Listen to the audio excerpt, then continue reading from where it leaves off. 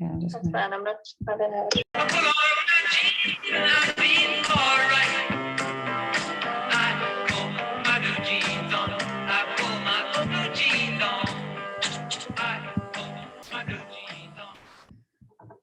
So welcome everyone. It's lovely to have you all here. As everyone jumps on, we put on our old blue jeans on. A few technical issues. I had a persistent friend from the US choosing this moment to phone. And so then I put my phone onto airplane mode and then I lost the music. So now we're back. So there are lots of people just coming on now. So we're just going to give it a couple of moments, not very long. But if you'd like to put in the chat where you're dialing in from, we'd love to know where everyone's from and just how connected we are in this world.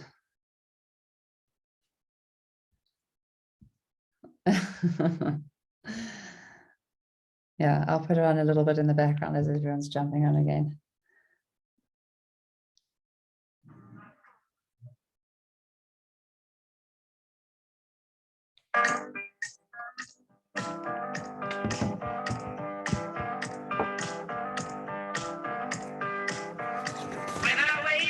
So grab yourself a glass of water or something to drink.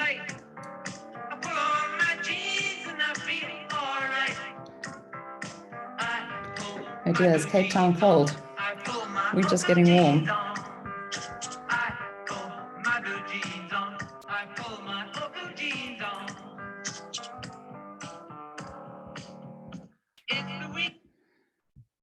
Okay, so welcome everyone to our second step into spring. We did one last week and it's always lovely actually to do something again because I think we get to do it better and we kind of know what we really wanted to get across. So yeah, welcome from all over Cape Town and Grahamstown. I think that's you, Bob and Amy, and yeah, Durban and Joburg, Hillcrest. I'm very excited to be teaching with these 4 women tonight, and I'll introduce them shortly. And I'm excited actually to do the shed myself because I really feel I need it. I feel that I've just had COVID again.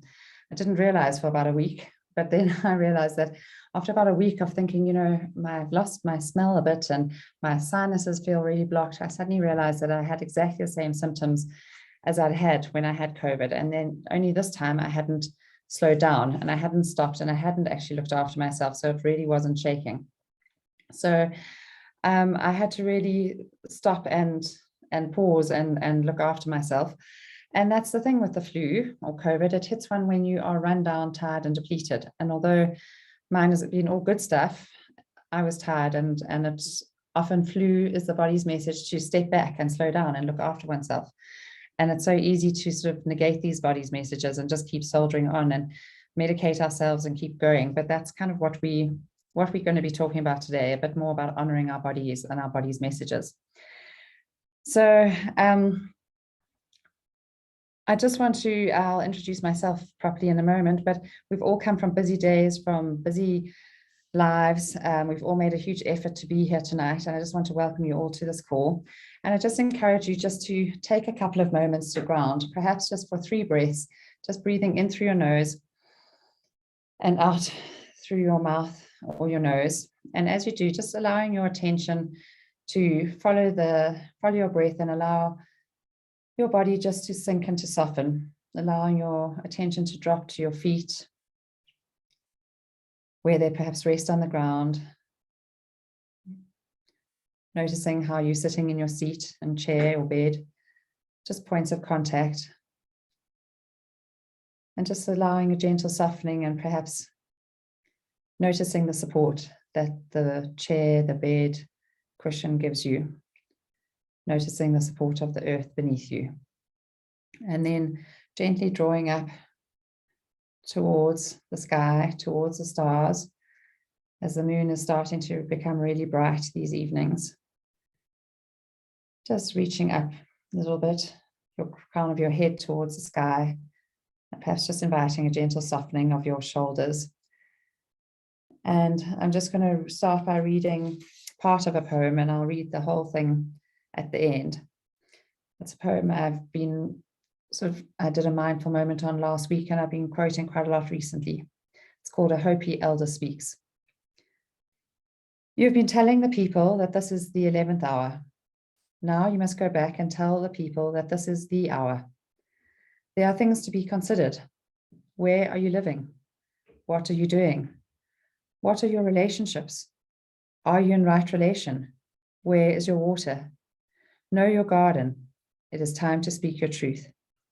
Create your community. Be good to each other. And do not look outside yourself for the leader. Then he clasped his hands together, smiled, and said, "This could be a good time."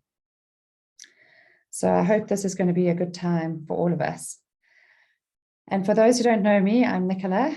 I'm a mum, but I'm a physiotherapist, and I specialized in sports and spinal physio, and then went much more into women's health physio as I had my own pregnancy journey and had our children and postnatal. And then I progressed in my career into more stress management.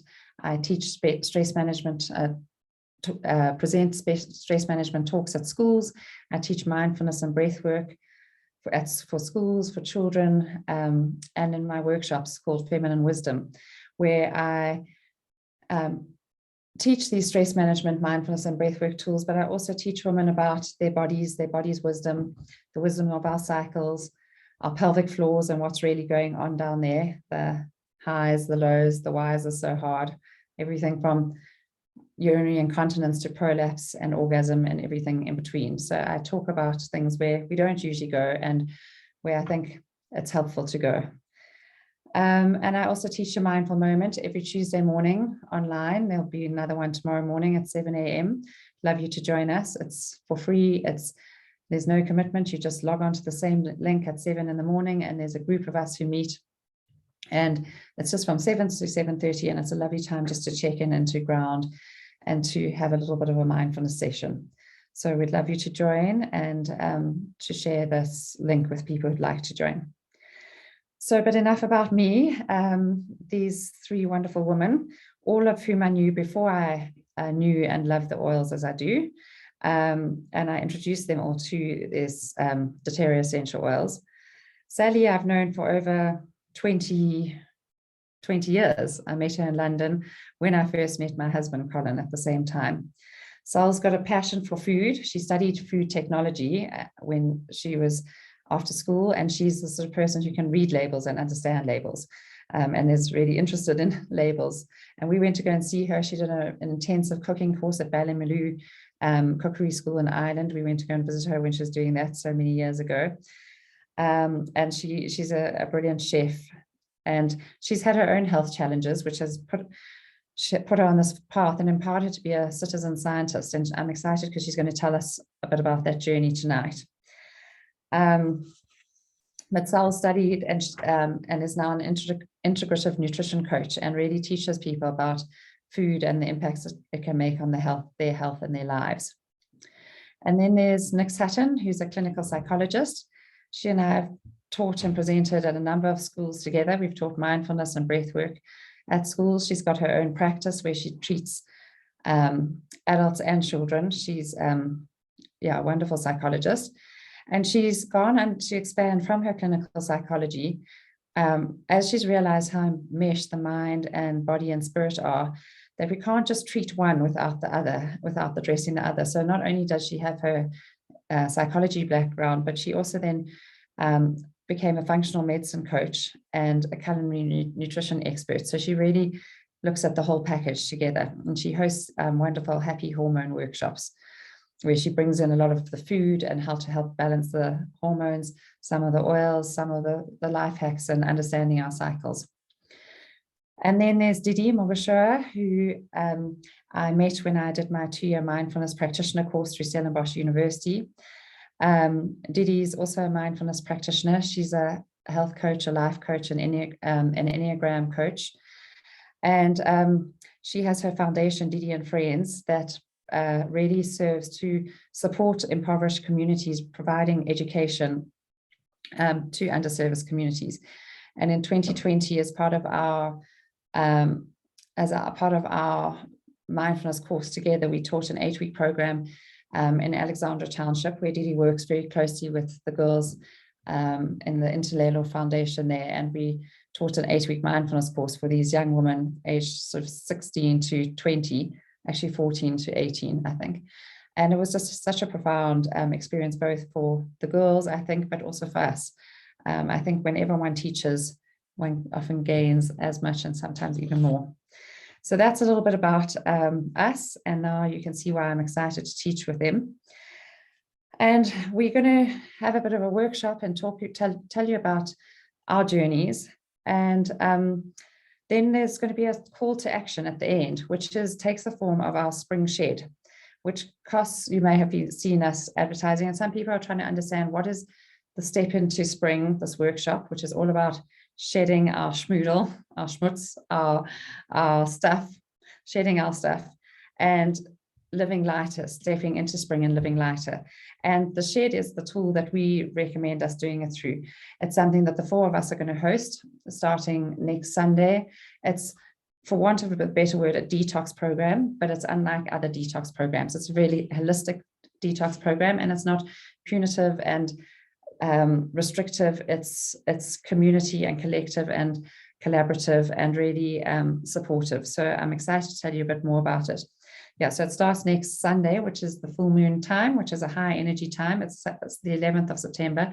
It's a very poignant time in our history, and and then it's a poignant time in the moon cycle, because if anyone's been in nature at full moon, you know how bright the moon can be. And so it's a time we're going to focus on detoxing and shedding things in our home, our food, our lives, our skincare, but in bite-sized pieces. And this shed will fit into our lives. It's not something that if we don't have time, we don't have time for. I'm going to be making a move down to Natal, packing up our beautiful home here, and in that week and moving down to Natal, although we'll be still based in Joburg till the end of the year. Nikki's going to Kenya on a lovely holiday, and she's going to be managing that and really having a holiday and really being mindful about her holiday, but also engaging in the shed. So Didi and Sal have busy lives, busy practices, as do we all, and our life continues. And that's the whole point. These are life hacks and life things. They're small bite-sized things to put into our lives. So what about tonight? Tonight, we're going to be talking a bit about the stuff in our lives that contribute to our heaviness. And it's our heaviness in our body weight, our hormone imbalances, our brain fog, our high toxic load, our symptoms that don't feel good in our body. But we're also going to do it in bite-sized and manageable pieces. But first, just to introduce and say, the thing that we have in common is that we're all doTERRA wellness advocates. And we became that because we actually just had such a passion for our oils and how much we were using and loving them, and how much we saw them affecting our lives, that we naturally wanted to share them with our friends, our family, our clients, our patients. And that's how this grew. And just up front, just to tell you, for those of you who don't have the doTERRA oils, they are different in that they are 100% certified, 100% pure, and 100% natural. And the essential oil industry, is like the cannabis industry, is not a regulated industry. There's no one checking that what it says on the bottle is in the bottle. So anyone can say 100% pure, 100% natural, 100% lavender, and we don't know. But doTERRA felt this was unacceptable, and every single bottle undergoes 54 tests, 43 in-house by doTERRA and 11 externally by the Aromatic Plant Research Center. And that's published on their websites. And you can look, there's a code underneath every bottle that you can look in a website source to you and see, firstly, where that was sourced from, that Cyprus, and the results of its testing, and know that it's 100% Cyprus. It hasn't been adulterated. It hasn't got any synthetic fillers, any synthetic fragrances. It's not diluted. It's got no traces of pesticides or fertilizers or anything like that. And doTERRA, I went to the convention in 2019 to make sure that of the the authenticity of all this, because I realized as a medical professional and a health professional that I was putting my name behind something, and maybe I couldn't turn around in a few years' time and say I got it wrong. And I was most touched by the stories of the farmers, the growers, the distillers that came from all over the world to talk about their relationship with doTERRA and how they really work grassroots with them. So we like to think of it as buying local globally, because these are, a lot of them are small local farmers, and you can watch more about their stories on the Co-Impact Sourcing website. And one of my favorites is the frankincense farmers, growers. Frankincense trees grow in very isolated regions in Oman and Somaliland on sort of desert slopes and very, very, very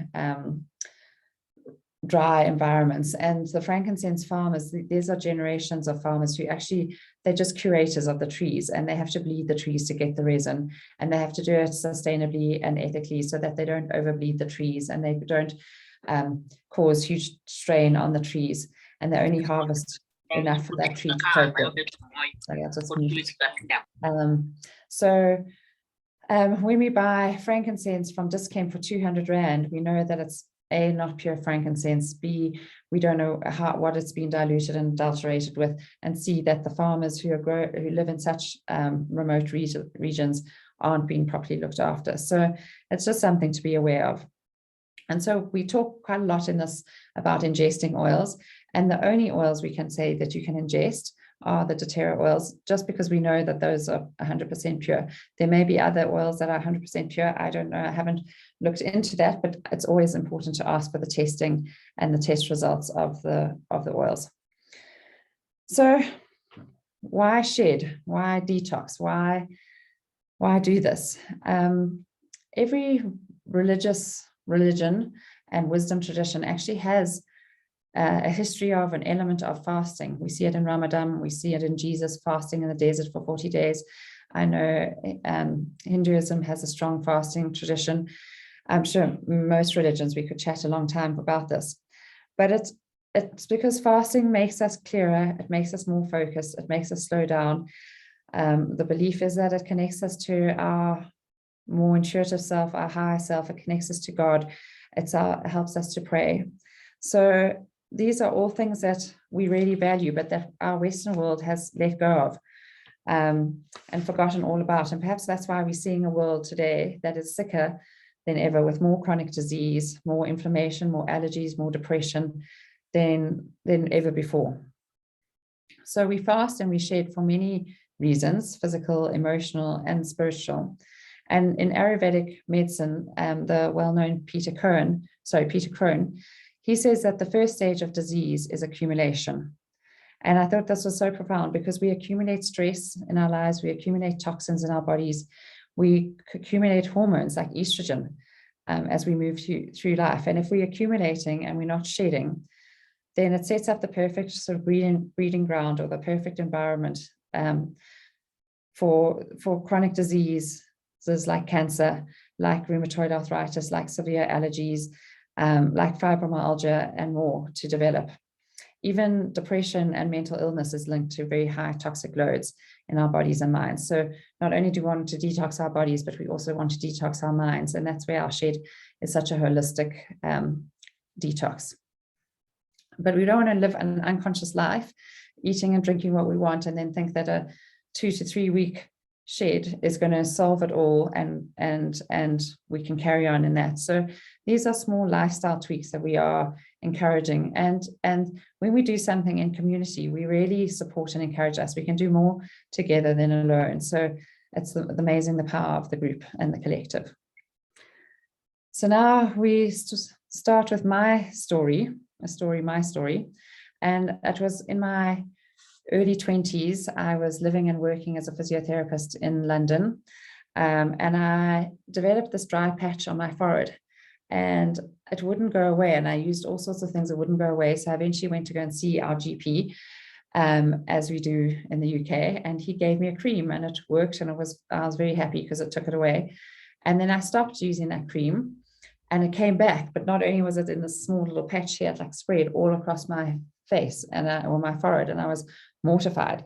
And I went back to see him, and he said, no, you've obviously got an allergic dermatitis or something like that. It was like an eczema. And he then did patch tests to his credit. He put these strips down my back, which had little allergens, like little things to see what I was allergic to, and sent me away for 3 days. And when I came back, he took those off and he saw what I'd reacted to. And he said to me that I was allergic to formaldehyde, which I knew very well, because as a physiotherapy student in second year, we dissect a human body that's bathed in formaldehyde. And that's what preserves it over the year. And so I was a bit horrified. I said, well, I wasn't in touch with any formaldehyde. I hadn't had any reaction then. And he said, no, it's a formaldehyde family. It's a preservative family. And that there are members of that family in most of our soaps, creams, body lotions, skincare products. And then I must go home and look for things in my products like cocamidol, propyl, betaine, imidazole, all these words, that those were the easy ones I could remember. And I was quite sure that I didn't have anything like that, because I use good brands like Body Shop and Dermalogica and really very good brands. But I was so desperate. And I went back and I found that they were in almost everything. And when I tried to look for alternatives, they were in almost all the mainstream creams, lotions. I realized that they're preservatives in the dyes, that when we buy clothes and we see them on the shelf, there's a preservative holding that dye to make it look nice. And if I put it on my body straight away, I'd get a rash. I realized the preservatives and the fragrances and the stimulants and things like Stay Soft and everything like that. So started to see this all around me. And because my body was suffering from such a high toxic load, it was so irritable. I'd do something small and it would flare up hugely. And so I really had to be conscious and really had to shed all this, anything that had any chemicals. And I went to very natural creams and lotions, and it was a long, hard journey for me over really 10 years of dealing with the skin issue on and off. And I wish I'd had oils at that stage. I didn't. I treated it with I went to see every well-known dermatologist in Harley Street, and all they could offer me was cortisone, which worked for a while, but then it would come back worse. Went to see acupuncturists. I had these Chinese herbs. I did the whole lot. But what I really learned from that, and so often with these things that happen to us, they become our teachers and they become where we learn and grow from. I realized so much about what I was putting on my body. And when we had children, I didn't want them to have the same susceptibility and to have the same experience. So I was very careful about what I put on and in their bodies, and very conscious of it, and used sort of cleaner, natural products for them. And then I was also conscious around things like when they got sick.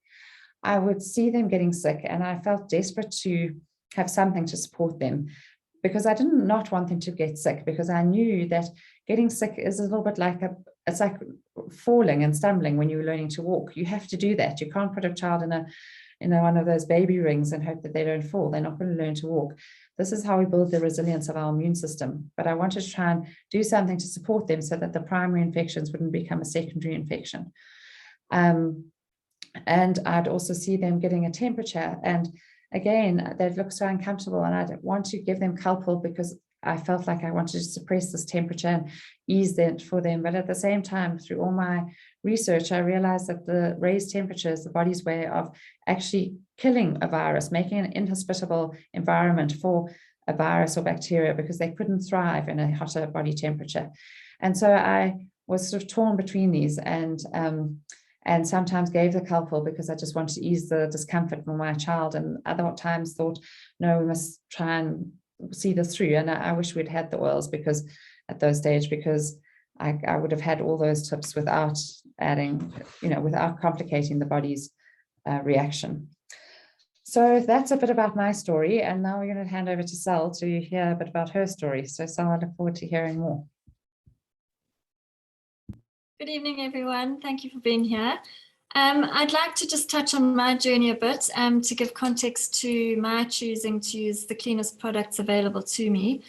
So 12 and a half years ago, I presented with splitting arthralgia and painful joints, and I went off to my GP, had my bloods done, and it came back with my rheumatoid factor being positive.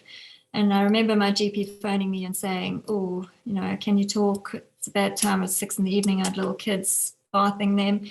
And she said, you've got rheumatoid arthritis. I'm going to write you a script for cortisone and other drugs. And I didn't accept it. I took the script, but I didn't accept that that's what I was going to be in my story. And largely due to the fact that I'd watched a family friend go down that same road and I'd seen her health deteriorate. And because I believe that our bodies have an innate ability to heal themselves. And before I could get an appointment with a rheumatologist, I went to see a physician who I asked if it could be something I was eating that was causing these pains.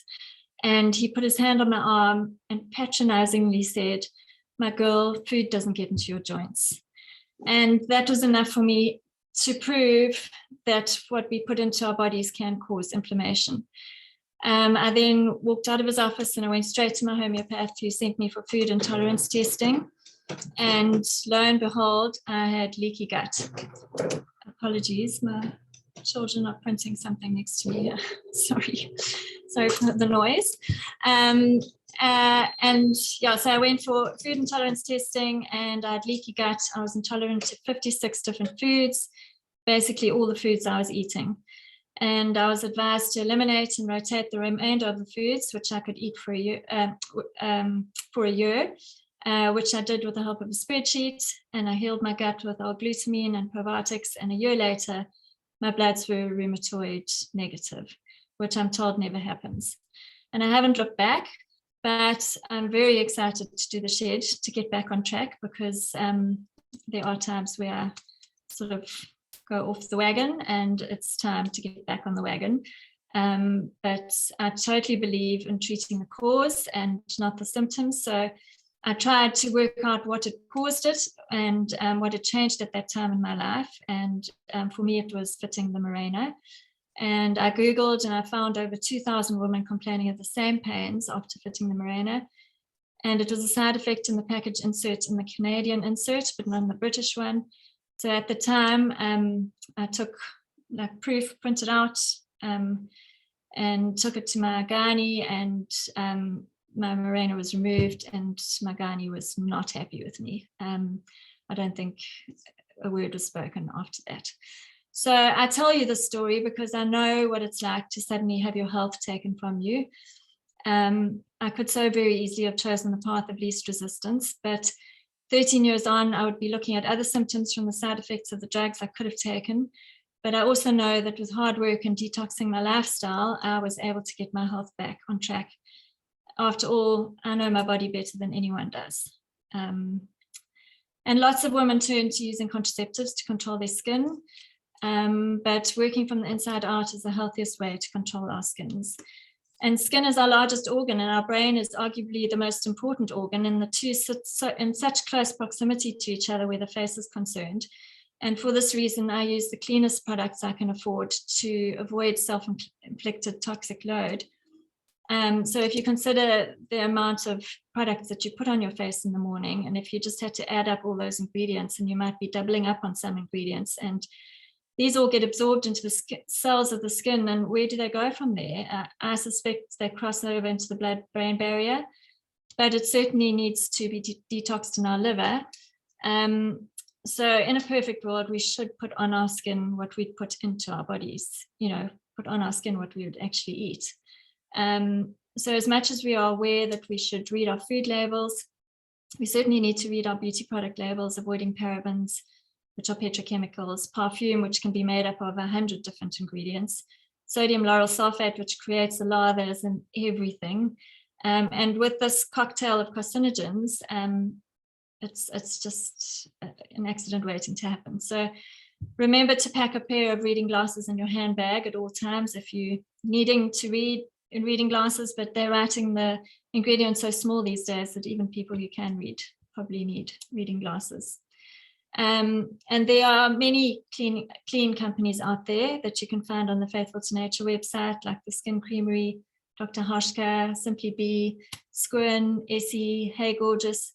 And for me, I can't be sure what grade essential oils they're adding to their products. So because I know and trust and love doTERRA, I use their Virage skincare collection and their shampoo and conditioner, as I don't like the idea of the sulfates remaining on my skin after washing my hair. So Kirsty Wright of the Nourish skin range uses doTERRA oils in her products.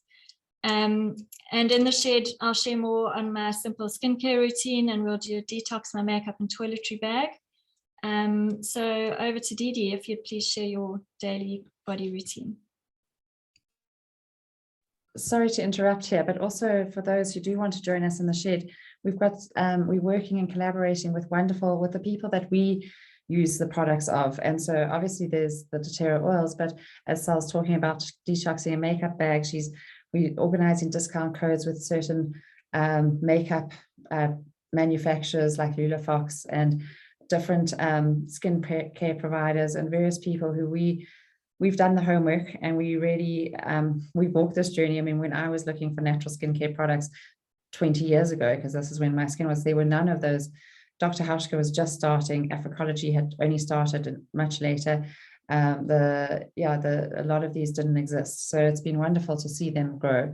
But we're going to really facilitate this journey by getting a lot of these discount codes and making them available and letting you know who these wonderful providers are.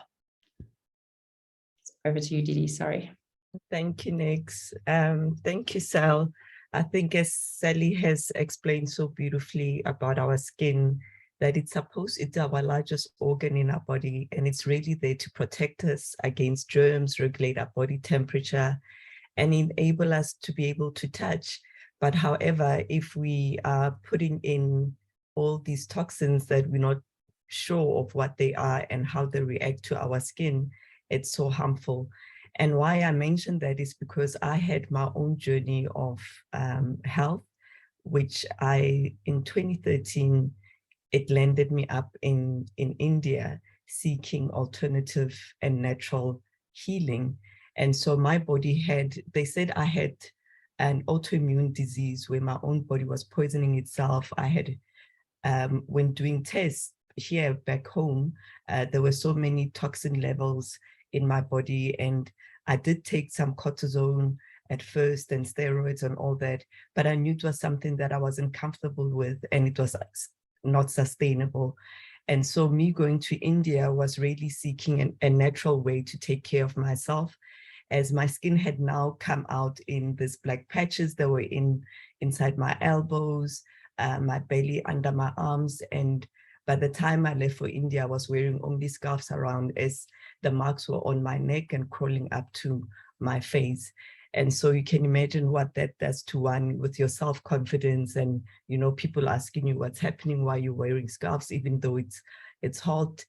And so that's where I ended up in an Ayurvedic and yoga ashram in India, in Pune. And the first point of how the Indian medicine system works is to clear out the gut. So Nikki touched a bit on it earlier. And so the first week, what happened is that they took me through a process of giving me an oil, ghee, but which is medicated, and really clearing my gut and working from the inside so that they can be able to make sure that the gut is clean before they even treat anything. And so I found that so nourishing to say that, you know, you can't start treating anybody with anything without actually clearing what's inside. And so that's where I started trusting myself. And since we go on to this journey of shedding, I'm encouraging you all to trust yourselves and know that you are the best person who knows what your body needs.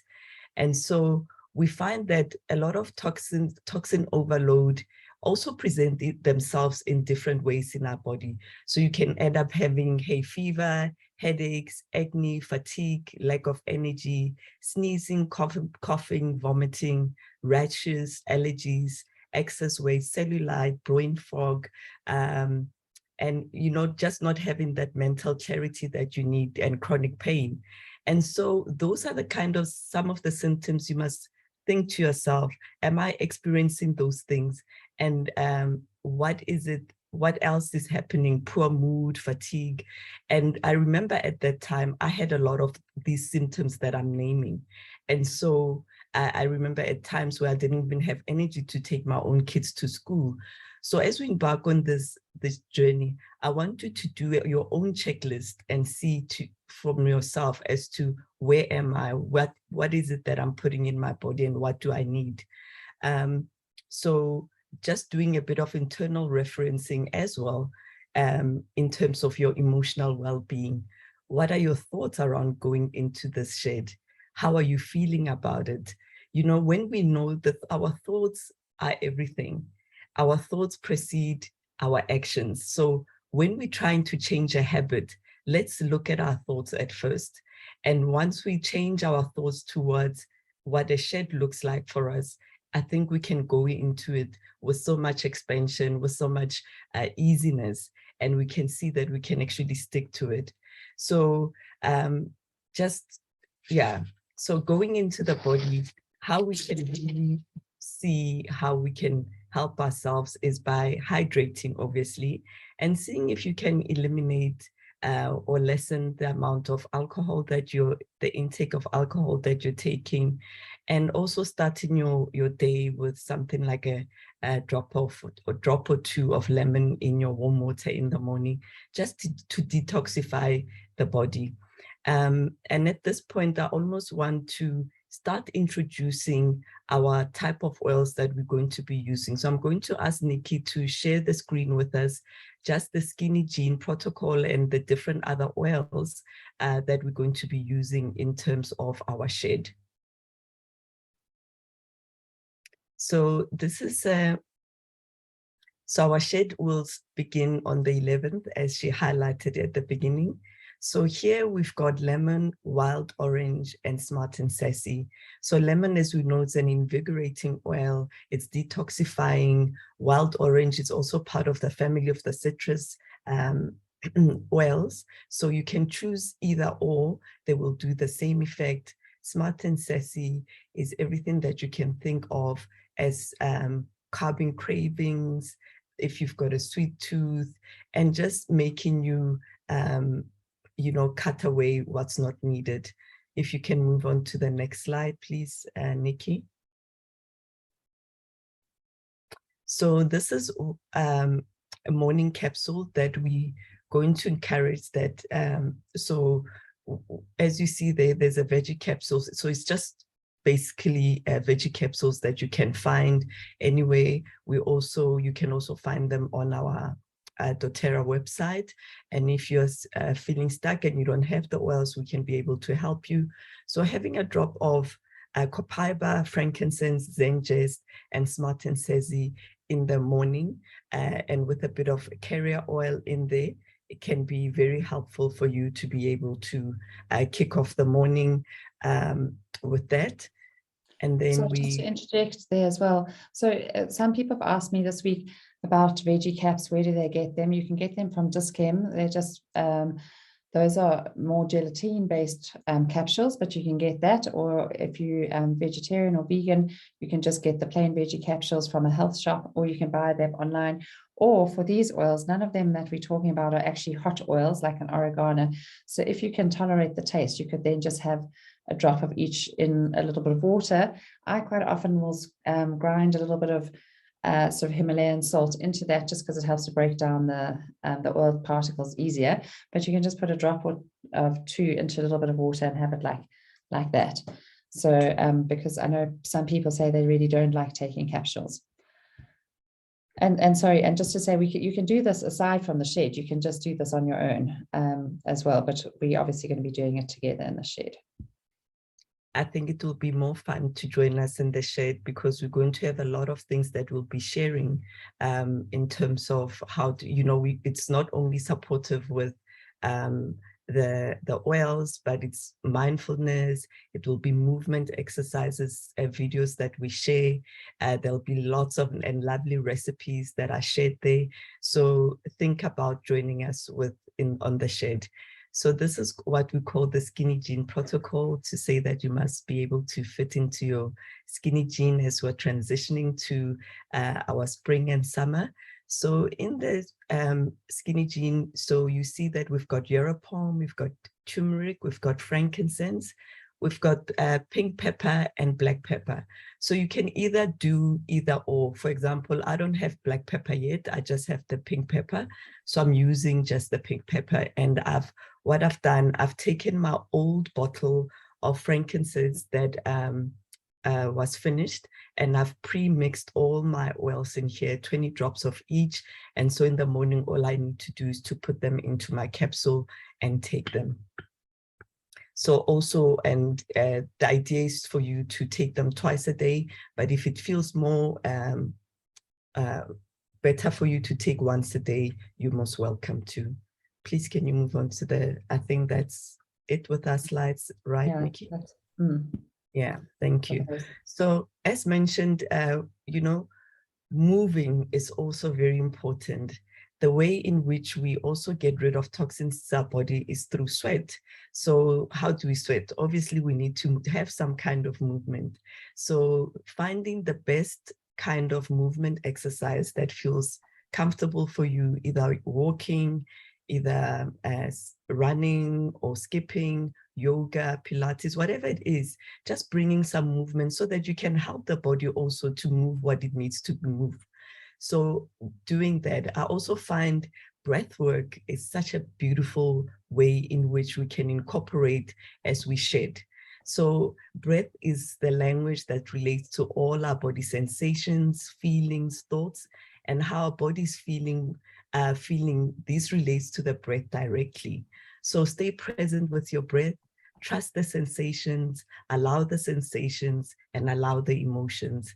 So we're going to invite you to just think of this as holistic shed and not only looking at one aspect. So we're going to look at our minds, we're going to look at our bodies, and we're going to look at our spiritual well-being as well. So with that, I'm going to invite Sally, my apologies, Nikki L, who's going to talk more about our how we can declutter the toxins in our home. And Sally and I also, Nikki and I also share a love of looking at ourselves in a holistic way. As Nikki introduced, she's a psychiatrist. So I'm going to hand over to Nikki L. Thanks, Didi.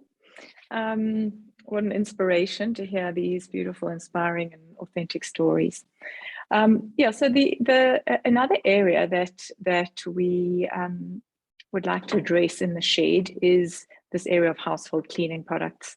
And some of our most dangerous toxins are in our homes, in the cleaning products we use every day and expose our bodies to. And for me, my journey kind of started with my daughter, who was a very chesty child, ended up in hospital with pneumonia. And even up until the age of around 20, she would be on and off cortisones and antibiotics. And only a couple of months ago did she do an allergy test, and we discovered she was allergic to all sorts of grasses, trees, animals, and certain products. And we realized while she's kind of lived with these tight chests and periods of really battling with her breath. So it got me into going down this road of cleaning up our household products, which have these volatile organic compounds, which cause a number of illnesses and ailments and difficulties. And when I look at the, with my reading glasses, Sal, look at the products on these bottles, things like parabens and phthalates, and I have to read my notes for these, quaternary ammonium compounds and 2-butoxyl ethanols and sodium lauryl sulfate, words that are hard to pronounce and really I have no clue what they are. And I think in the same way, our bodies also don't know what to do with these things. They don't recognize these things. And so we often develop reactions or little symptoms that over time build. And I think it's so important to hold in mind this idea of accumulation, because I think it is really the accumulation that causes these end results of something much bigger when we put toxins on our skin and in our body and through our food and our cleaning goods. So I'm not suggesting you go out tomorrow and buy a trolley load of new products, but I am challenging you that when you finish your bottles to start looking elsewhere at what you could swap. Checkers and Woolworths have some good, more eco-friendly ranges, the Simple Truth range at Checkers and the Earth-friendly range at Woolies. And then, like Sal mentioned, Faithful to Nature and Wellness Warehouse also have an extensive range.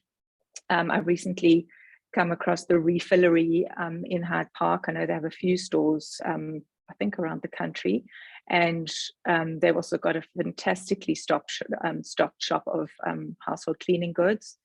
And then doTERRA, I've got an On Guard concentrate and a new Abode range, which looks absolutely wonderful. I haven't got mine yet, but I know Nexus tested it and is raving about the freshness and just using that. And otherwise to make your own, just out of lemon juice and bicarb and vinegar and a little bit of tea tree essential oil or wild orange if you prefer that sort of smell. So there's certainly tweaks that we can do. I also like to keep lots of plants around my home. They also clear the air. And it's just holding these sort of consciousnesses in mind as we clear out and shed our stuff. So I think that's about all on the household cleaning goods, and I'm going to hand back to Sal to talk a little bit about food and how we're going to shed a little bit of those toxins. Thanks, Nix. As with our beauty products, if we're going to be using packaged foods, we need to be avid readers of labels. And again, carry your readers with you at all times. Be wary of health claims, first and foremost. Low fat, sugar-free, reduced salt, to name a few. It's usually to detract you from what's not good in the product. So if they claim sugar-free, the fat content may be over the limit, for example. It's essentially smoke and mirrors. I studied food technology, and not once did I ask, what is this doing to the person that's eating it? And in my journey, I've slowly come around to the whole healthy eating through my own story. But I went head first into food technology, interested in making new products, and the Coke story was so interesting and it just gripped me. And yeah, you grow up and you realize it's not all true. So there's a push towards not being able to make a health claim unless a product is in its entirety is healthy. But that's in the pipeline, and I'm not sure how it'll work because there won't be many products that could claim to be healthy in its entirety. For example, highly processed vegan foods, which we just assume are healthy. So it's important to study the ingredients and nutritional information. And if the ingredients don't sound like things found in your kitchen cupboard, you're buying a lot of preservatives, flavorings, colorings, and cheap bulking agents. Essentially, what we want to work towards is a whole food and nutritarian diet, which is nutrient dense. The Institute for Integrated Nutrition speaks of primary food and secondary food. Secondary food being the food on your plate, and primary food being everything else that feeds us. So exercise, relationships, hobbies, finances, spiritual. They call this primary food because it's more important to have balance in these areas of life than to only worry about what's on your plate. And I have a very good friend who has arguably the perfect plate of food, and her primary food is all over the place, and that doesn't bring balance. So looking at your wellness wheel or your circle of life, which is something we will put into the shed, wherever the imbalance is, will be causing a craving on the plate. So it's important to deconstruct our cravings and to focus on that area in our primary food that needs most of our attention. So it's best to add in good foods and habits, which naturally crowds out the bad. So rather than getting a list of don't have this, just have that, if we slowly just put in the good, we'll naturally start feeling better and we won't want the bad. So rather than going cold turkey, it's just a gentle approach. And in order to have self-trust to continue with lifestyle change, because we don't just want this to be only a shed and then to get back into our bad habits, to develop self-trust by setting achievable small goals for ourselves.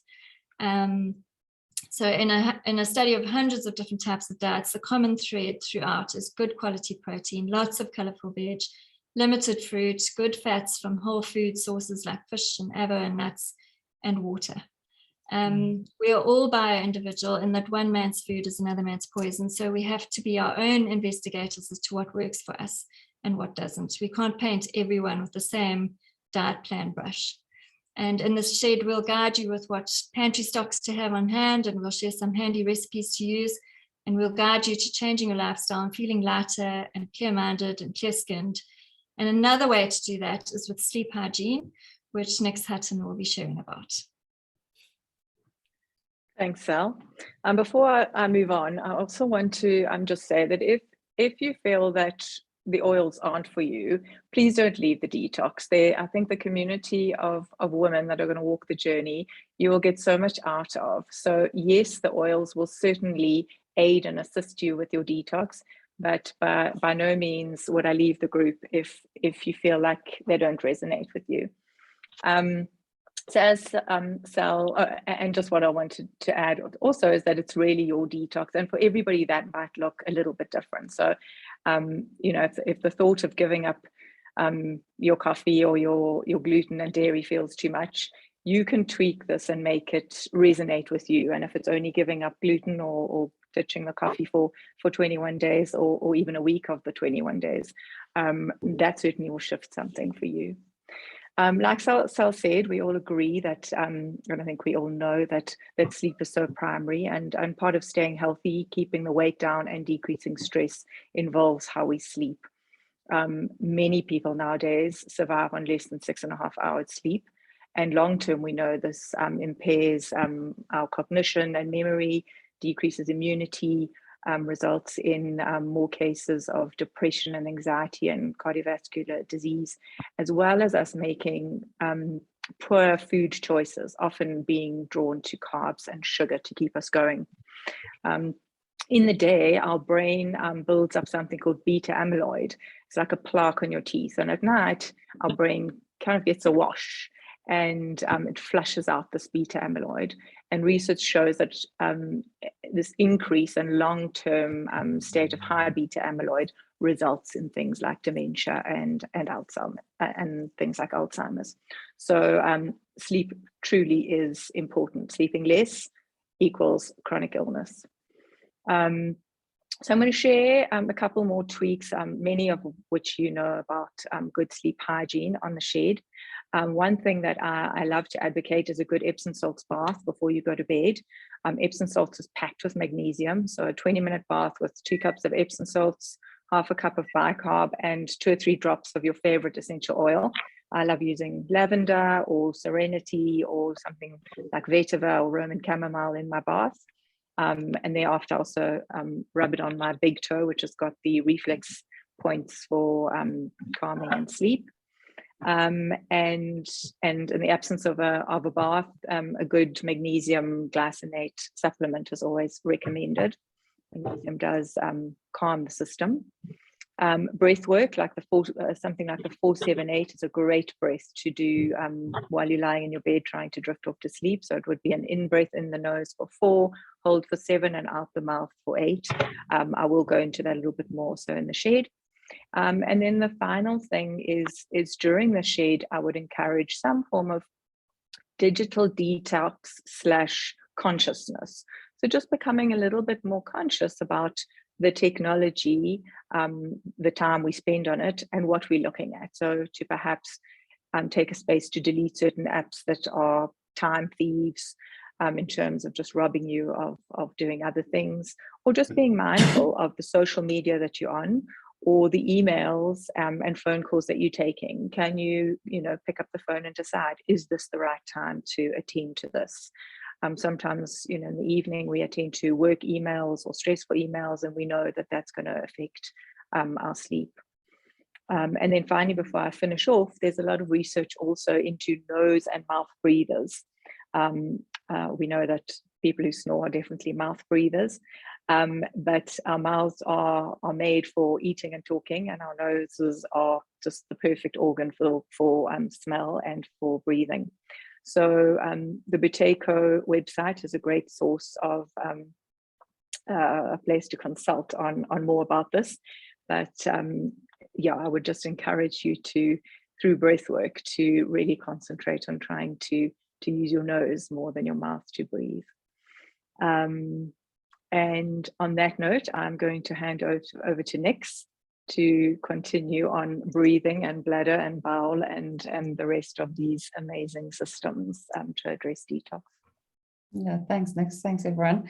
So, I mean, there's some amazing stories here of real health journeys that we've all walked, and we've all learned and grown so much from that, so much from it. And I hope you'll find some inspiration and hope from those stories.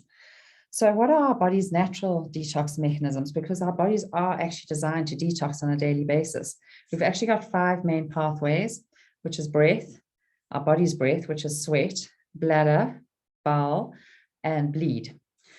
And they can be really powerful when we're working effectively. But as women, and not all of us are here are women, but we can often have a very polarized relationship with some of these because they don't often work as they're meant to work. And so this is where we're really looking at healing a lot of these processes in the next 3 weeks. As many of you know, well, Nikki, Didi, and I are all breathwork practitioners and very passionate about breathwork and breathing. And our breath is our greatest detox. It's the way we shed most of our toxins, actually, which is astounding. And this is why I felt so adamantly felt masks really upset this whole rhythm. I sometimes explain it that obviously a virus is an airborne, it's a very, very small airborne virus, and it's wearing a mask to stop a virus is a bit like wearing underpants to stop a fart. We can hope it's going to help, but it's not going to. Yes, it certainly stops spittle, it certainly stops bacteria. It's definitely got its place when a surgeon is doing surgery for an hour on a patient and it's a sterile environment to stop any of his spit getting into an open wound. There's no doubting the use of masks, but the prolonged use of masks, like we were, really the thing that distressed me the most, because I felt it in myself, that I went so heavily to mouth breathing. And I think that's why I turned to breathwork a lot, because I am such a heavy mouth breather. It's my natural default, my natural tendency. And when we mouth breathe, it keeps us in a state of high stress, it activates our sympathetic nervous system, because that's where we breathe when we're under attack, when we're having to run away from a threat, when we're having to defend, we mouth breathe. When we are relaxed and when we're engaging our parasympathetic nervous system, that's when we breathe in through our nose and we breathe long, slow exhales. And that's when we tell our bodies that we're safe and secure. So unfortunately, we knew that there'd be a lot of ongoing mental illnesses from the prolonged mask wearing. And we are unfortunately seeing a lot of that now. Also, just give the analogy that if I had to drive around with a cover over my exhaust pipe to stop the fumes going out into the atmosphere to stop global warming, would it stop global warming or would it damage my car severely? And I think we can all relate to that, because our exhaust pipe is our car's detox. That's what shifts all the schmutz from our car and our car's engine. And so that's exactly what our breath does for us. And so when we stop breathing and we don't breathe properly, and so often we actually, Didi and I were talking about it the other day, we have breath apnea when we are in front of our screens. We realize that we stop breathing sometimes when we're working on our computers and we're working for long hours. We suddenly think, like, you almost realize you haven't taken a breath. And I think we're not alone in this. So as Nix mentioned, the Buteyko breathing, there's a huge drive, and especially actually with children with ADHD, with focus issues, with sinus issues, chronic sinus stuff, that we really encourage nose breathing at night. And because this is where this vicious cycle gets perpetuated. And there's a move towards encouraging people to actually tape their mouths at night. It sounds awful, but I've done it a number of times, and my nose feels so much clearer and I sleep so much deeper and so much better when I do. And they really encourage children to do it, because these habits are built. I see it with our 10-year-old son, 11-year-old son, Finn, who is a little bit more sinusy, and he is now already a heavy mouth breather. And this sets up a cycle of being more anxious, not restoring properly, not sleeping deeply. And that can affect focus. It can create concentration issues and all sorts of things. And obviously affect immunity. So we really encourage us to look at and become conscious of our nose breathing. And our breath isn't called our breath of life for nothing. It's what signals that a baby's alive when they take their first breath, not when they when they're actually born. And then drawing our last breath is the last thing that we'll ever do. It's aside from eating our last meal or anything like that, that can happen days before, weeks before. It's when we draw our last breath, and it's such a significance that we know that someone's gone when they've just drawn their last breath and you see that they're no longer there. And so it is one of the most important things we can do to support our health and also to shift our emotions, because our bodies keep the score. We sit with the trauma we've experienced, the injuries, the stresses, the losses, they sit in our bodies. And it's so hard to access them, but they show themselves up in symptoms during our lives. And especially as our toxic load gets higher and higher. I think you might have heard through my story, Sal's story, Dee Dee's story, and actually Nikki's daughter, Meg's story, we had sensitivities and allergies to everything, but it's because we had such a high toxic load. Now, if you had to redo those allergy tests, they would be very different. We would be far, far less sensitive to all those things because our bodies are in such a better place. So our daily breath works really helps us to shift things emotionally and physically. And without sort of the cognitive stuff, we don't have to have years of therapy to work through stuff. We can shift it. But it's too much to go into now. We all trained under Dr. Ina Manga of Breathwork Africa, and she and Breathwork Africa, who are a number of wonderful teachers, have something called Breath Cafe, where they have online weekly breath sessions, and we're also going to get discount codes from them for our shared participants. They have wonderful masterclasses on a Saturday. Two of their most recent ones were from burnout to breathing, which I just love. The thought of that, and breathing through grief, because there's been a lot of grief and sadness in the last few years, and it sits in our bodies, and our breath can help us to shift this. And Nikki, yeah. Nikki, just to add on, they're also going to have a breathwork festivals coming soon at the Cradle of Mankind. So that's something else nice to look out for. Yeah, that's in September time here. I think it's about the 20th of September, somewhere around there. Yeah, thanks, Didi. Yeah, so they've got a lovely website and they're on social media. And another one of our favorite breathwork tools is the famous Wim Hof, the Iceman. It's too much to go into all his stuff now, but it's really worth looking at him up. The men in our lives especially love Wim Hof. There's a Netflix documentary on him. You can look on his website. He's got an app. He's got, I'm not sure if he's got a book, but he's got many. Yeah, there's lots to see on him. And he's the guy who's walked Everest in shorts, and he's got the record for ice bathing of an hour. And so his whole philosophy is on breath work and on ice, cold showers and sort of ice baths. And just briefly on that, he teaches this breath work to his students, and has done actually a huge amount of research and university studies where he got himself and his students injected with all sorts of viruses, and through doing their breath work and their breathing, they kept their bodies alkaline, and so they didn't get sick. And so his whole thing is, when we breathe properly, we alkalize our bodies. And obviously things like cancer and chronic disease, arthritis thrive in an acid environment. And this is where our citrus oils are so important, also in the mornings, because they help to alkalize our bodies, and our breath work helps to alkalize our bodies. I dragged my husband Colin, who's on this call, to a Wim Hof thing at Thraps. It had a little blow-up pool with ice in it and things, and we had to do our breath work stuff. And we actually first had to start the workshop by weeing on like those little urine sticks, and then through doing some of the breath work, a couple of hours later we weed again, and there was a marked difference in the alkalinity of our urine already. I mean, it was amazing, the pH of our urine. And then then we had to sit in the ice bath, and he said, only being married to you would you make me do this on a Saturday afternoon. But why the ice and the cold showers, and we've become bigger and bigger fans of it. I love it. Why this works so profoundly is that when we have, so I start with a warm shower, and then I turn it to cold, and then your natural tendency is to breathe like this, to hold your breath, which takes you to that sympathetic nervous system, which makes you scared, which makes you want to get out, and your brain just says, run, get out of here. But if we can regulate our breath and increase the length of our exhale, so we're learning how to regulate our breath, we're telling our body we're safe, we're secure, it's okay, we can relax. And if we do those long breaths, we can actually tolerate the cold, cold pool or the cold shower. And then what happens is all our blood vessels constrict quite dramatically, and all the blood shunts to our heart, our lungs, our abdomen, our brain, to try and keep us safe and warm so that we don't, so to keep us alive. Our body doesn't know how long we're going to be this cold for.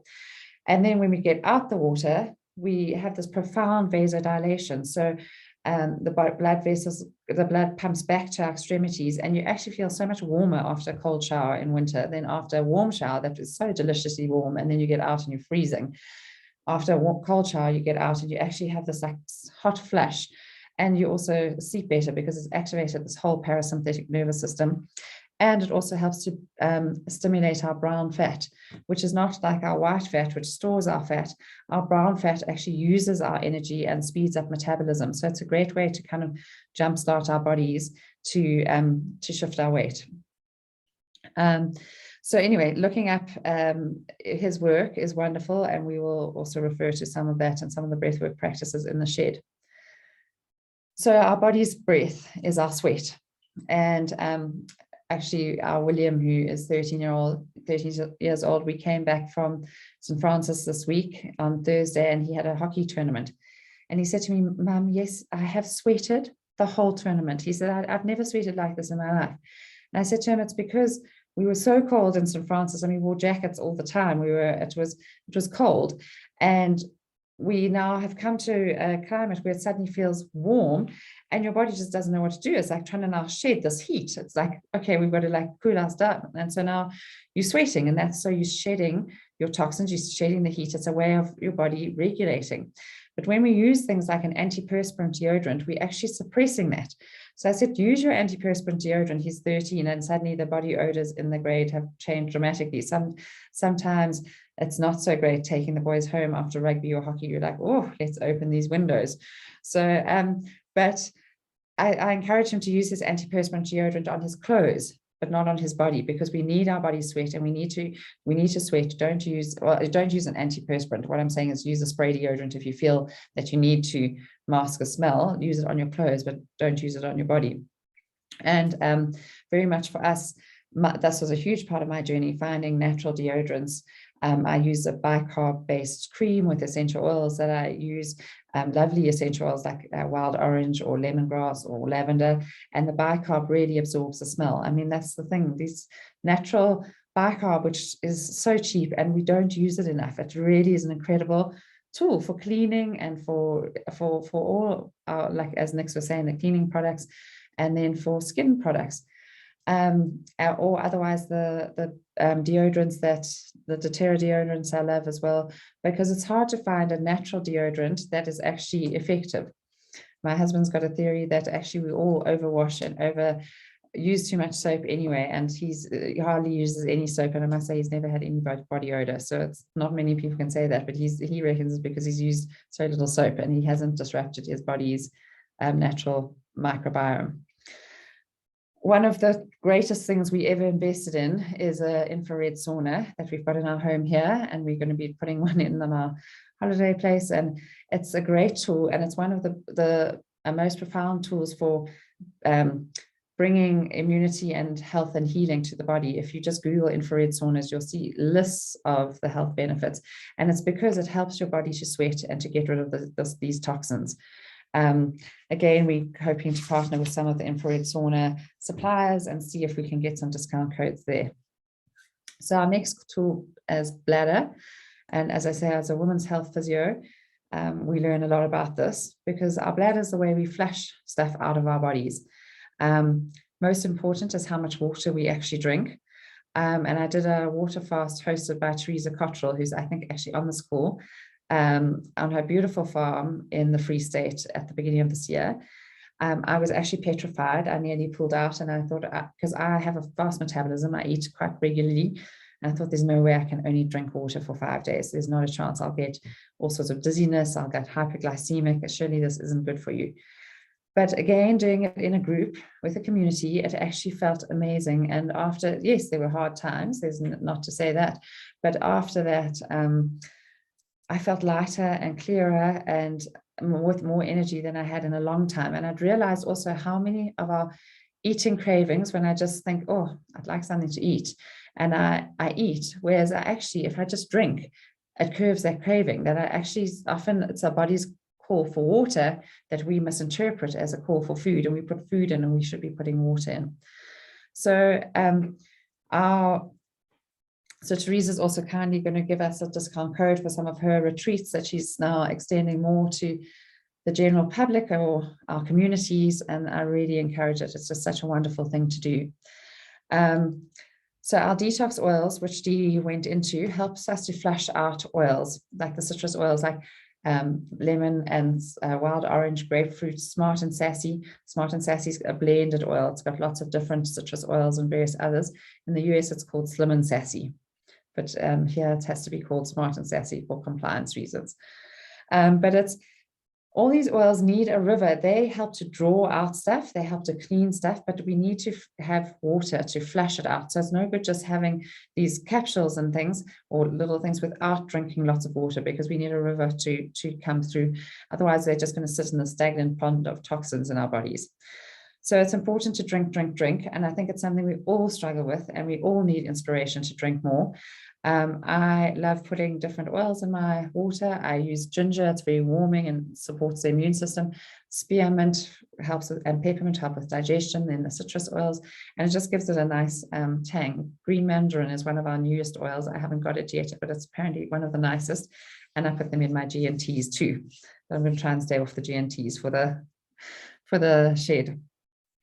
So, and when we drink, we want to drink small amounts. It's Stella, our aromatherapist and healer in St. Francis, once highlighted to me that we don't want to have like a heavy downpour in our body by glugging down water, because it's a little bit like those thunderstorms that we have on those Joburg afternoons, which wash away everything, cause big destruction, but actually don't nourish the land. We want to have small amounts often that we can actually, that it allows it to seep through. So I talk a lot about my courses about urinary incontinence, what we can do about that, about prolapse. Women's health physios are your godsend in all of this. We totally don't know enough about women's health physios and the roles that they play. They really are amazing. I sent someone to see one of my dear friends who's a women's health physio. I mean, I trained as one, but I'm not practicing as one. And she left me a voice note this afternoon to say, thank you. That was actually a wonderful experience. She was actually so amazing. It was just such it's a nourishing, and it's a gentle, and it's intimate, but not in like a gynae uncomfortable sort of experience. It really can help with profound healing of incontinence and prolapse and pain during sex and all that sort of things. So I encourage you to go and see a woman's health physio. I have lots of I've got some mentions of some on my website, and I've got lots of people to recommend you to. But the oils are also fantastic with helping us with bladder stuff, because bladder is where we hold things, where we control things. Are we pissed off at something or someone? Are we trying to control the situation? Are we trying to knape? Are we often suppress our body's messages, like we need a wee, but oh my gosh, I can't go now. I've got to finish this email. I've got to finish this, that. So we sit there holding, and then we wonder why we have a urine tract infection, because our body is shouting at us louder and louder to get our attention. So we'll give some recipes for helping to support bladder infections. There are some amazing and really effective essential oil recipes. But a drop of tea tree in the underwear helps to keep a little bit of thrush at bay. We have Wake a skin spray with lavender, tea tree and frankincense, and spraying that on down there can help us just to heal anything, any susceptibility to thrush or bladder infections, any susceptibility to things like genital herpes, which seems to be becoming more and more prevalent, even though no one's talking about it. So I'll talk about it. So there is lots of stuff we can do to help those sorts of things. And that same spray that is good for all of that is so good for sunburn, for any burns, for wounds. When my daughter fell and scraped her knee on the hockey astro, it helped with that. So it's your basic first aid miracle spray.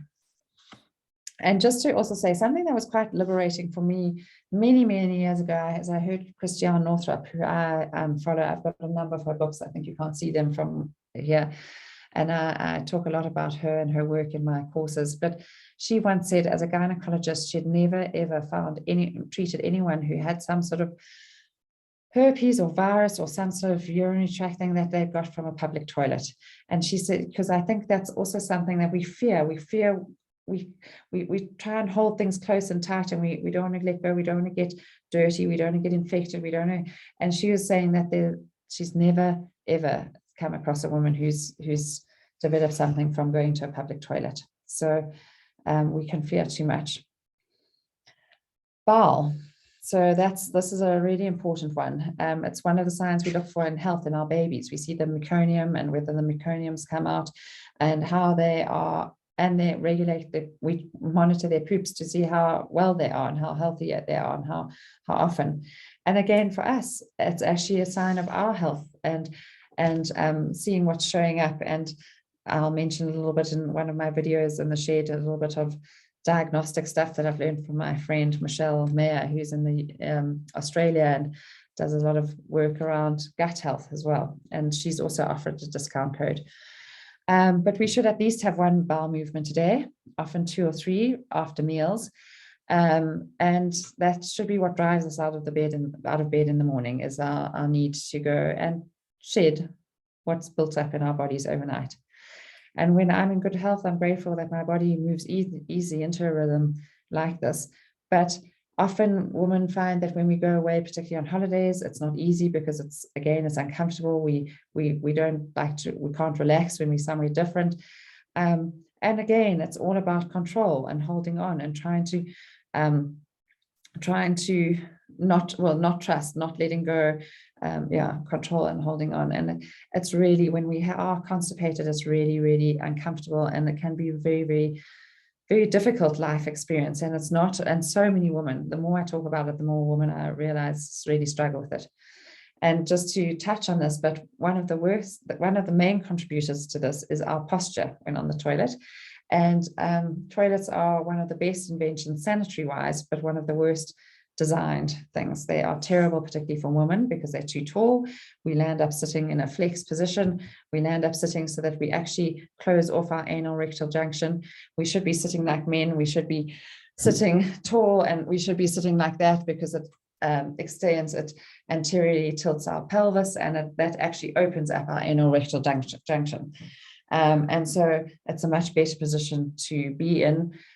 Squatting actually is the best, but that is so far from our society that I think most of us are always horrified going into the public loos and seeing the sort of the open pit. But it's actually that it would be the best for all of us. We'd find that a lot of our constipation issues went away. But for those who want to something in between, look at the Squatty Potty website. And a Squatty Potty is just any sort of stool that you put under your feet. It's like one that we used to use for kids to climb up so they can wash their hands. You put it under your feet, but it raises your knees and tilts and changes the angle of your pelvis. And it's such an easy hack to do. And it's something that allows us to, rather than pushing, again, the bowel stuff is all about pushing and striving and trying too hard. And it's about relaxing and letting go and allowing. So we'll talk a bit more about this, and some of the oils like Zengest and peppermint that can really help with bloating, with constipation, and with diarrhea, just bringing the body back to homeostasis. And all these oils are very good to put into the belly button and then around the belly, because this is our huge area of perfusion. This is where we were fed and nurtured from when we were in our mother's wombs. This is where everything from here went into our digestive tract and then through our bodies.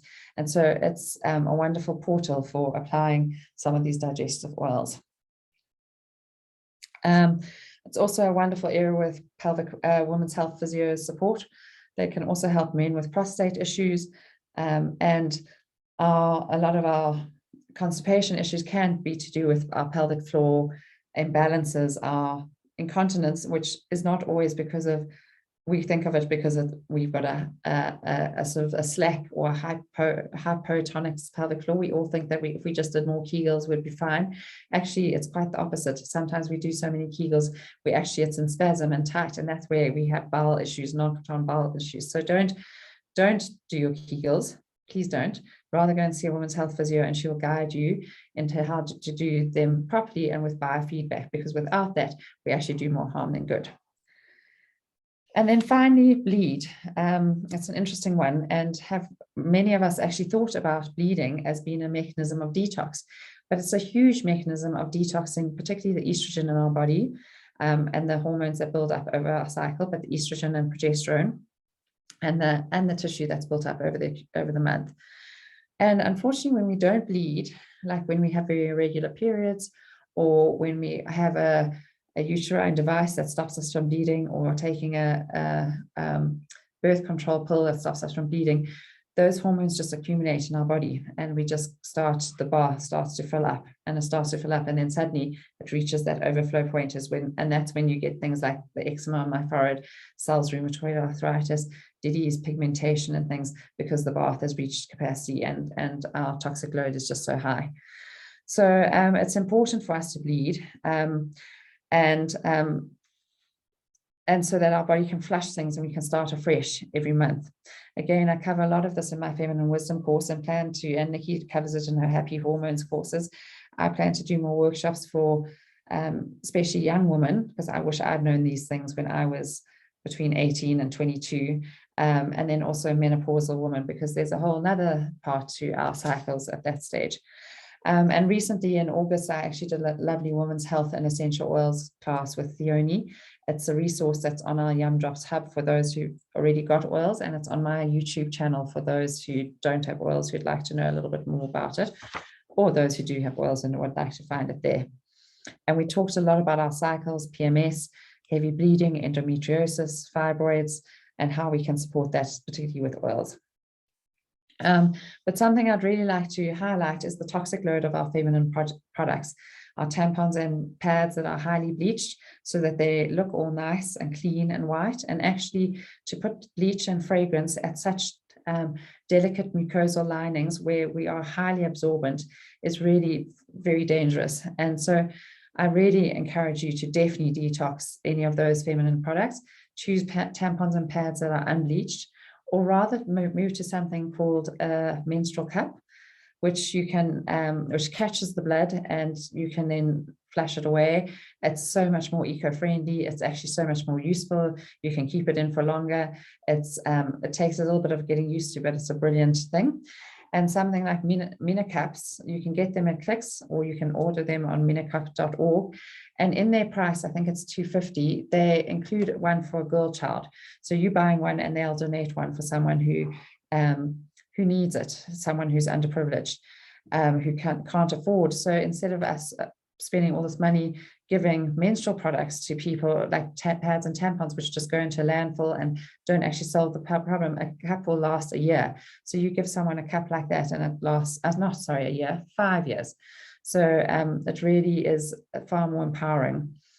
And I encourage people to, I gift them on my courses, and I encourage women to buy one for their domestic worker as well, because then you're actually giving 4, but we really want to encourage the other women in our lives to also know about these things.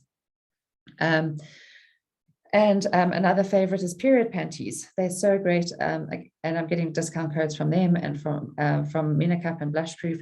But I manage my cycle just with my cup and my period panties. There's no fuss. I don't have to worry about leakage. I just take them with me. I cycle between 3 pairs, and they are amazing. So they're things that we don't talk about, don't know about, and sometimes are actually only coming onto the market now. The period panties thing is a new thing, but women have always used recyclable pads. And the thing is, when we wash out our menstrual cup, or when we wash out our period panties, we see the blood, and it's quite shocking. Like, it can feel like, oh my gosh, like it's quite intimate. That's my blood. But we also think, oh my gosh, that is my blood. And this is a lot that's going on at this time. So I'm going to be a bit gentler to myself, because actually I can see that I've lost quite a lot. I'm detoxing quite a lot of blood. There's a lot going on. I'm going to take some Floradix, or that liquid iron supplement. I think next you take Spartone. I love Floradix. But I'm going to be a bit gentle on myself. I'm going to be a bit slow. I'm going to have my Epsom salts bath and go to bed and read my book a little bit. So we bring more consciousness to it, because we actually see what's going on in our bodies, aside from this thing that we insert that just sucks it up and takes it away, and we kind of don't see it. It's no mess, no fuss, but we actually don't really acknowledge what's going on in our bodies. So our wonderful oil for managing cramps and hormones and cycles is Fairy Calm. It's a pre-mixed roller, and it's very easy to use, and it can profoundly change your experience of your cycle. So those are our body's 5 main mechanisms of bringing balance to our bodies through detoxing, which I really encourage us all to have a bit more gratitude and love for, because as I said at the beginning, we can often have such a polarized feel and a resentful feeling to some of these pathways. And even just adopting an attitude of gratitude can, even if our process isn't perfect, can actually help to shift it a little bit to doing things as best as our bodies can. So Didi's explained to us all the process of detoxing with oils. And I'm going to just share, I haven't looked at the chat, but I will go to that just now. But I'm going to just share this. That's the code, but we'll share it with you for joining us in the shed if you want to. And we'd love to have you. And as I said in my blog, if you haven't read my blog, it explains a little bit more. But where the African proverb, like, if you want to go fast, go alone. If you want to go far, go together, because this is where the real transformation happens. So we talked about the different oils, and those of you who have oils, you can stock up on your oils. We're actually going to be doing a little bit of going to collect a whole lot of oils at the product center. So if you're in Joburg and you want to add your order to that, let us know by Thursday. And we'll teach you how to use the oils that you've already got in your oil kit. And those ones that we mentioned are really basic top 10 oils, especially in this morning capsule and the mini daily routines. And then this is a more complex one. So this is also one we recommend for people with rheumatoid arthritis, chronic conditions, severe COVID that they haven't come over. These aren't going to heal you. They help the body, to stimulate the body to do what it does best. They're not anti-inflammatory. They don't suppress the inflammatory response. They encourage your body's own inflammatory response to work as best as possible. So, but I wouldn't recommend them to people who haven't ingested oils before. I would definitely start with this. Everyone should be doing, whether you're doing the Skinny Jeans protocol or not. And then this one, morning capsule, if you're new to oil, start with this. And it's also very powerful oils for inflammation. If you have something that's more arthritic, I would then add a turmeric to this. But you can chat to the person who invited you to the call. They can explain it. And what if you want to actually, and just to say, we've actually realized, and we were chatting about it earlier, that we would love, like my husband Colin is going to do this with me.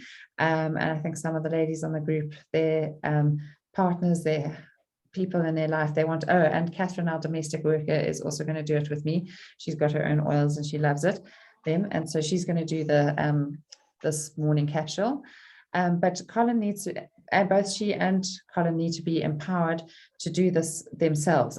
They can't be dependent on me feeding them the information, because they're going to be, as Didi said earlier, they're going to be videos and mindfulness videos that Didi's recorded, movement ones, mindfulness ones that I've done, including some heart math stuff. There's going to be lovely breathwork stuff, lots of little insights, but not overwhelming, bite size. And we'll have a daily drop at 6 a.m., which is when we'll post the important stuff that we want to share. And it's a reminder for you to take your capsule. And then in the rest of the day, people can comment, they can share. If they've got something nice that they're having for lunch, they can share. We want to create a community, but people just know that the important stuff that we're dropping will be at 6 in the morning. So if you don't want to be active on the group, you can just look at 6 in the morning. But if you do want to be engaged and be part of the community more, you can look at it more frequently. But we want to encourage us to do it with our households. And so if you do want to invite someone in your household to do it with you, we'd then reduce it code for them to 200 Rand. So like in our household, I'd be 400 Rand and Colin would be 200 Rand, because we want him to have his own access to the WhatsApp group. So please bear that in mind and let us know if that's the case with you. And then if you don't have oils, these are the different kits that we have. We've got our big home essentials kit. It's got 10 oils. They're 15 ml oils, except for the deep blue, which is always a 5 ml oil. They've got oils it's got tea tree, it's got On Guard, which is a protective blend, Zengest, which is the digestive one, which we've mentioned, peppermint, also digestive, frankincense, lemon, lavender, oregano, and breathe. And these are all 80 to 90, they're designed to help support 80 to 90% of things that come up in our family and our home. And last month I told everyone it was the best offering gift that I'd ever seen. And now I have to eat my words, because we just got lucky. I think Europe was having a special. We were going to have a bit of a Deep Blue special, but it got better because we couldn't let Europe outdo us. So you included in this kit, you get a Deep Blue rub, a Deep Blue stick, and a Deep Blue oil. And I'm doing something called Diamond Club. It's an international thing, but because you sign up through our team, you would get a free Copaiba and a Citrus Bliss, which is not normally part of it. So it really is, I mean, it's a huge, I actually am very bad with numbers. I mean, it's like a $2.5 grand extra products that you get with that. Sorry, now I have to just move you all so I can see my controls. Then there's a smaller kit for those who want to just start gently, or perhaps it's just you on your own. It's the same top 10 oils. It comes with Smart and Sassy. And if you add a small little wild orange as well, which is 80 rand, you'll get free shipping and you get the free Citrus Bliss. So you don't get all those other beautiful Deep Blue products, but it's still a wonderful kit.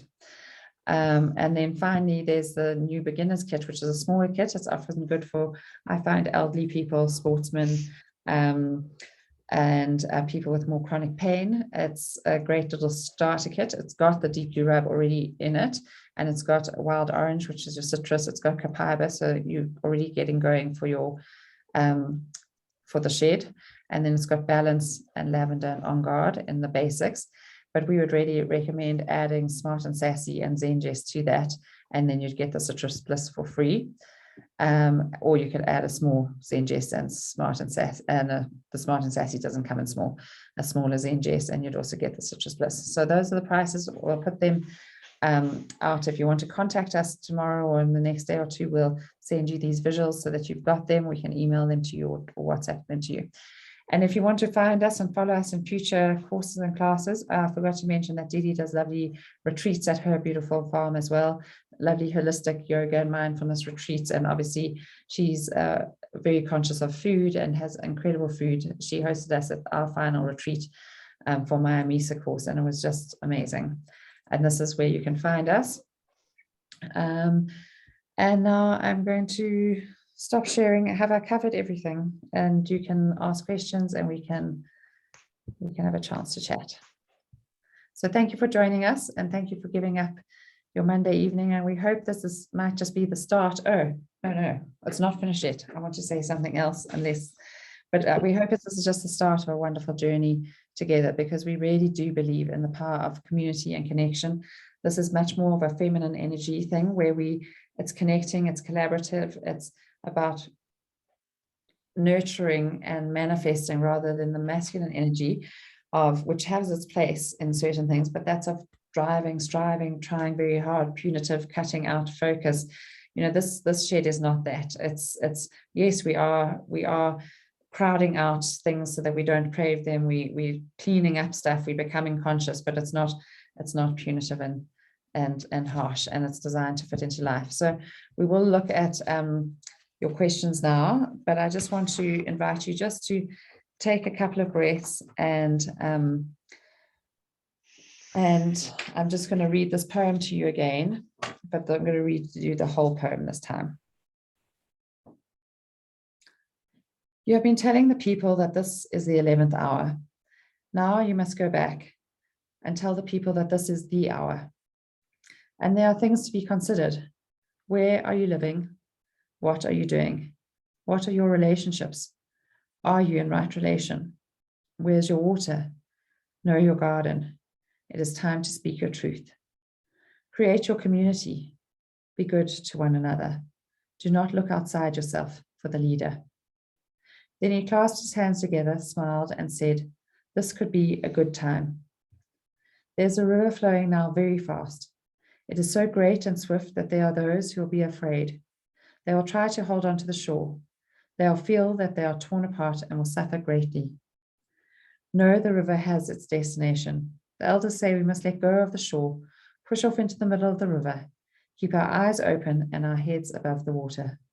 And I say, see who is in there with you and celebrate. At this time in history, we are to take nothing personally, least of all ourselves. For the moment that we do, our spiritual growth and journey comes to a halt. The time for the lone wolf is over. Gather yourselves. Banish the word struggle from your attitude and your vocabulary. All that we do now must be done in a sacred manner and in celebration. We are the ones we've been waiting for. So I encourage you to let that settle on this journey, as we are the ones we've been waiting for. And I'd love to hear any thoughts, any questions. I'm not going to bath. The Are only you going to bed now? yeah, so thank you for joining us, and thanks for this. And we will share the link for the shed, but it's also, I'm going to post it to my website tomorrow morning under the essential oils section. I'll do a recording of this website. I'll do some of the visuals of the oils and the link to join the shed, and then contact us directly if you want to get oils. Oh, Louise, it's so nice to have you join us. Thank you. Thanks, Bronwyn. Thanks, Kirst. Yeah, the link to join the shed. Next, thanks for posting that below. Yeah, and my website is nicolaelwood.com. And it's the same link for the mindful moments. Yeah. Yes, exactly, Asha. Brown fat is why kids don't feel the cold of babies, because babies can't shiver. And so they have the brown fat, which keeps up their metabolism and keeps them burning their energy and keeps them warm. And I think it's the same for children too. And that's why they're not usually overweight, because they have so much brown fat and very little white fat, whereas it changes over for us. Julia. Thank you for joining us, Julia. It's lovely. Yeah. Robs, we're not going to be as strict as that, but maybe we'll suggest people get into ice baths or the showers. Actually, it's made such a difference to me. I love it. Julia's asking, can I still send details on to other people this week? Will the Yes, session yes, review? no. Absolutely, Julia, they will be available. So you can send them. So I'll upload this recording onto my website, but we'll also have a YouTube of it that you can forward on to people. So if they'd like to hear it, but they also don't have to listen to this to join the shed. This is just the understanding of it. Lots of people are joining without having listened to the workshop. Thanks, Bianca. Anything else? Nick, Sal, Didi? All good. Thank you all. Thanks, everyone. Well, we're going to love and leave you, and we'll see you in the shed. And yes, and it is possible to join the shed without the oils, absolutely. And we do really believe in the power of them. In my latest blog, I did give some of the testimonials, and if there's a financial issue as to not being able to afford the oils for now, please just contact us directly. I often will invoice people for them, and they can pay me back over time if that's an issue. So don't let that stand in the way. That's the thing of the feminine. Where there's a will, there's a way. We find a way, because we really believe in the power of this. But absolutely, if the oils aren't for you at this time in your life and you just want to do the other stuff, there is going to be so much information on lovely, juicy stuff that we've talked about. That's not, the oil capsules are in the morning. We have the little post to remind us to take our oils. And there will be little videos incorporating, but you can very much do it without oils too. So thanks for asking that.